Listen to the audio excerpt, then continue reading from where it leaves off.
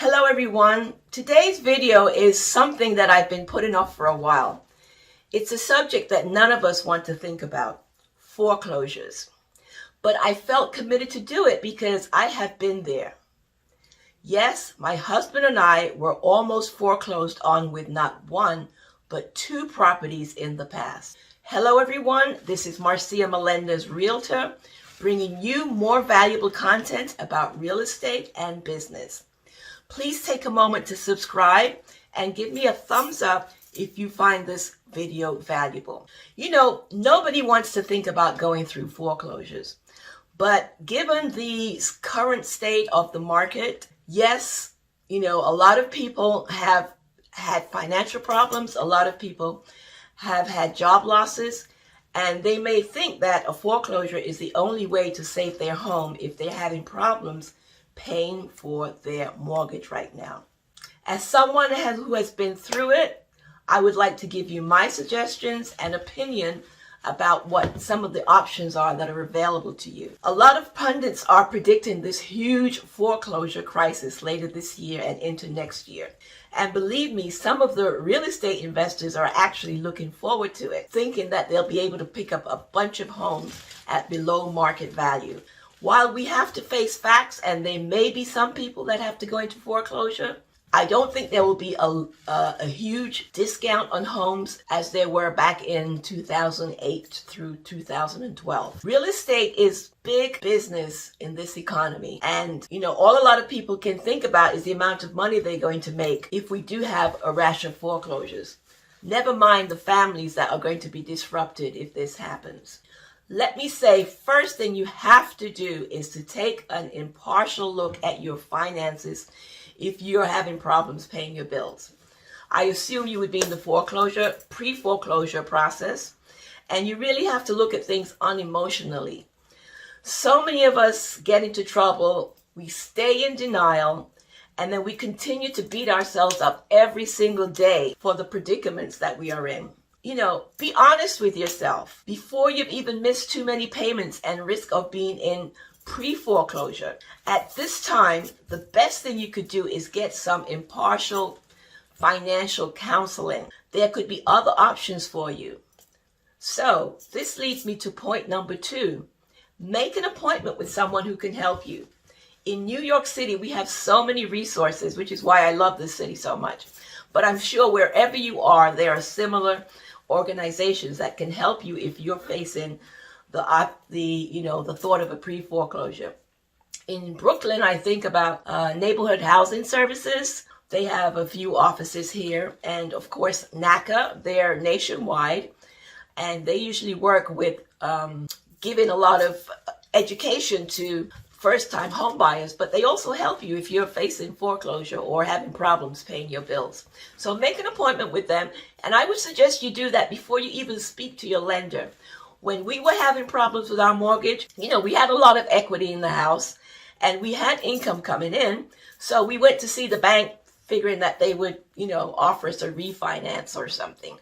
No, they didn't offer us anything. All they did was to lower our credit by checking it, and we still had to end up going another route. So please, before you even approach your lender to see what they can do, speak to an independent counselor and let them tell you what some of the options they think are available. The next thing I would do is to make a tentative plan and take some action.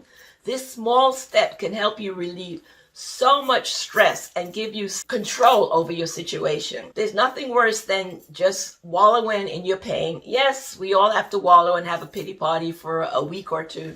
But after that, you know, you need to get up and really look at things and see what you can do immediately to alleviate your situation. If you have a lot of equity in your home and are still working but just can't manage to make your payments, then there's a couple of things I would suggest. Could you get a part-time job to help catch up with your payments? At the time, my husband and I, we had started our own business. We were like 4 or 5 years into the business, and I had just left my corporate job to work with my husband full-time because the business was doing well. However, you know, we had to make a decision. Do I go back to work, or do I really stick with it and help the business to prosper? And that's what we decided to do, because we had contracts coming down the pike and we just needed a little time to catch up. We didn't want to go back to work because, it's hard to run a business and work at the same time. So we opted to sell our property, move in with relatives,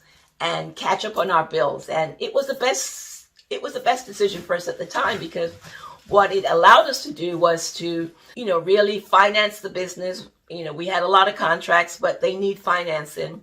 And also we managed to save up and buy another home within 2 years. So it worked out to be the best situation for us.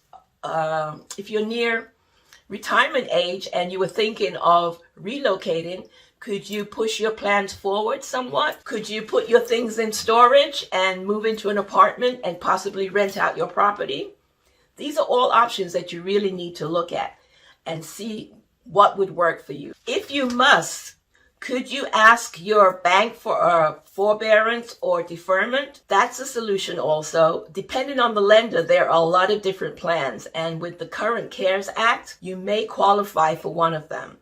Take a look at the video that I did regarding the difference between a forbearance and a deferment and see if that would give you any suggestions. Could you try and sell your house and downsize? It's a seller's market right now, and if that wouldn't work for you, as a last resort, you could think about a short sale.